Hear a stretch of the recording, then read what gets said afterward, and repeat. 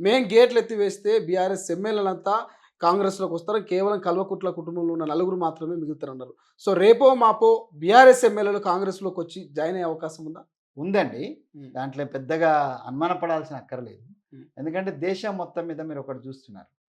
మా పార్టీ అని, మిగతా పార్టీ అని గాని, దేశం మొత్తం మీద అవకాశవాద రాజకీయం. హ్మ్. హ్మ్. అధికారం ఎక్కడుంటే నీ పార్టీ ఏందనంటే అధికార పార్టీ అనే కాడికొచ్చింది. హ్మ్. నీ పార్టీ ఏందంటే కాంగ్రెస్ పార్టీ, నీ పార్టీ ఏందంటే బీజేపీ పార్టీ, నీ పార్టీ ఏందంటే టీఆర్ఎస్, నీ పార్టీ ఏందంటే టీడీపీ అని కొన్నాళ్ళు కింద ఆ మాట. హ్మ్. కానీ ఇయ్యాల ఏందనంటే లీడర్స్, హ్మ్. పర్టిక్యులర్‌లీ లీడర్స్, అందులో గెలిచిన లీడర్స్ యొక్క పార్టీ, నీ పార్టీ ఏందంటే అధికార పార్టీ. హ్మ్. అధికారం లేకుంటే బతకలేనటువంటి దరిద్రపు హ్మ్. వ్యవహార శైలి వచ్చింది. హ్మ్. ఇది అనైతికం. హ్మ్.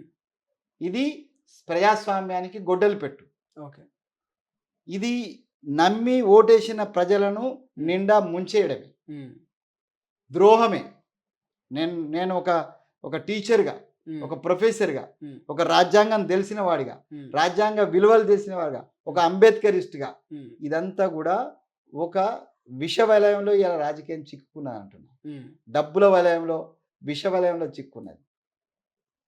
ఈ అవకాశవాద రాజకీయాలలో 10 మంది ఎమ్మెల్యేలు రావచ్చు, 15 మంది ఎమ్మెల్యేలు రావచ్చు. హ్మ్. మొత్తమే విలీనమైపోవచ్చు. హ్మ్. అది ఎక్కడ విలీనమైనా కావచ్చు.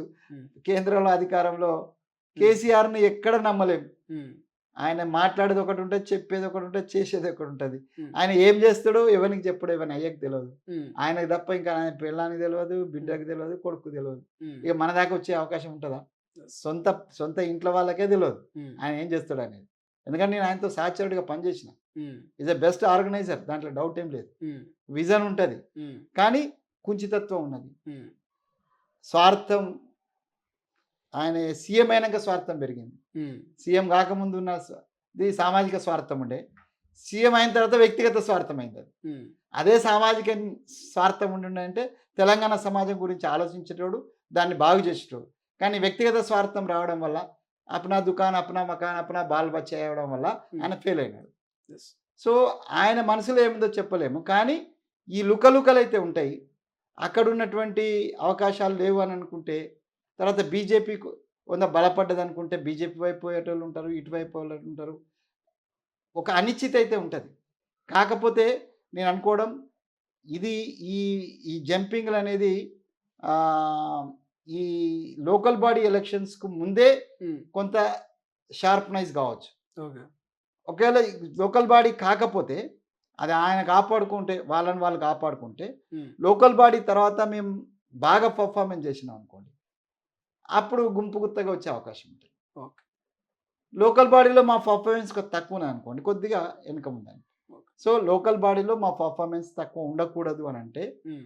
మీరడిగినటువంటి సామాజిక న్యాయాన్ని, తర్వాత రిజర్వేషన్ పెంచుతామని మేము చెప్పినాం. కులగణన చేస్తామని చెప్పినాము.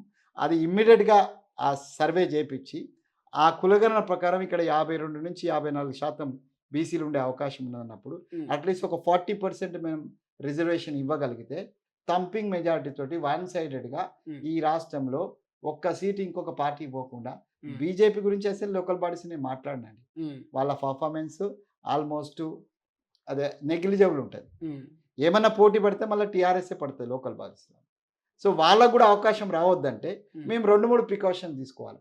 అది పీసీసీ అధ్యక్ష పదవి కావచ్చు, లేపోతే మా మంత్రివర్గ కూర్పు కావచ్చు, లేపోతే ఈ ఈ నామినేటెడ్ పదవులు. 4 నామినేటెడ్ పదవులో జిల్లాలు, తర్వాత స్టేట్ లెవెల్ డైరెక్టర్సు, ఒక చైర్మన్సే కాదు. 54 చైర్మన్సే కాదు. అవును. 4000 పైచిలుకు పోస్టులుంటాయి సార్.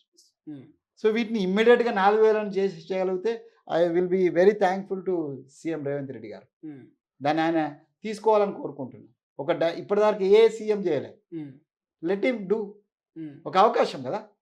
4000 పోస్టులుంటాయి సార్. హ్మ్. ఈ 4000 పోస్టులను గనుక యుద్ధ ప్రాతిపదికనగా వారు నింపగలిగితే హ్మ్. 80-90% కార్యకర్తలు సాటిస్ఫై అయిపోతారు. యెస్. ఇది 2 టర్ములుంటది.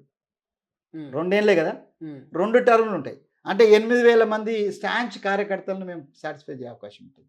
సో, అది నేను యుద్ధ ప్రాతిపదికంగా క్యాబినెట్ కూర్చొని పెద్దలు ఆలోచించి ఏఐసీసీ వాళ్ళు గూడా ఇట్లా ఇన్‌స్ట్రక్షన్ ఇస్తే, నేనైతే నా వ్యక్తిగతంగా అప్పీల్ చేస్తున్నా. హ్మ్. మా పార్టీ వాళ్ళకు. ఇమ్మీడియేట్‌గా ఇది చేయండి. హ్మ్. చేయడం వల్ల సరే ఒకరిద్దరికి రావు, అది నాకు రాకపోవచ్చు, ఇంకోనికి రాకపోవచ్చు, ఇంకో ఆయనకి రావచ్చు. అది పెద్ద చిన్న విషయం కాదు. దాన్ని కూర్పు చేయొచ్చు.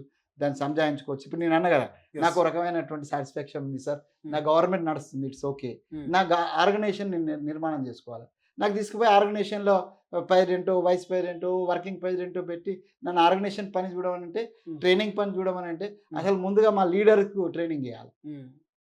మాట విషయం కావచ్చు, లేకపోతే ప్రజలకు రెస్పాన్స్ విషయం కావచ్చు, లేకపోతే కమిట్మెంట్ టువర్డ్స్ ద మా పార్టీ సిద్ధాంతానికి కావచ్చు, ఇట్లాంటి వరకు మేము లీడర్లకు ట్రైనింగ్ ఇవ్వాలి. తర్వాత కార్యకర్తలే మాకు ట్రైనింగ్ ఇచ్చే పరిస్థితులు ఉన్నాయి. కార్యకర్తలతో గెలిచినాం మేము ఇవాళ. కార్యకర్తలు జారుకొని ఉండేది ఉంటే మేము గెలవకపోతాం. కార్యకర్తనే వెన్నెముక.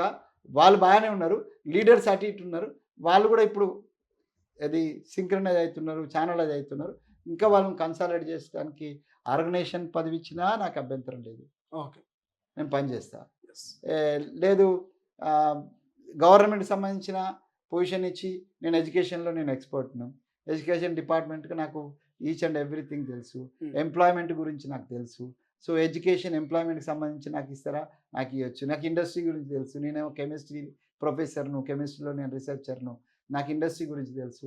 ఎక్కడ నా సర్వీస్ని ఉపయోగించుకుంటే నేను అక్కడ పనిచేయడానికి సిద్ధంగా ఉన్నా. నా వ్యక్తిగతంగా నాకు ఏది రాకపోయినా I'm a committed Congress man. I will work for the Congress with the spirit of Rahul Gandhi and Sonia Gandhi and Kharge. అసలైన తొలి వెలుగు. ఫాలో వాట్సాప్ @తొలి వెలుగు అఫీషియల్.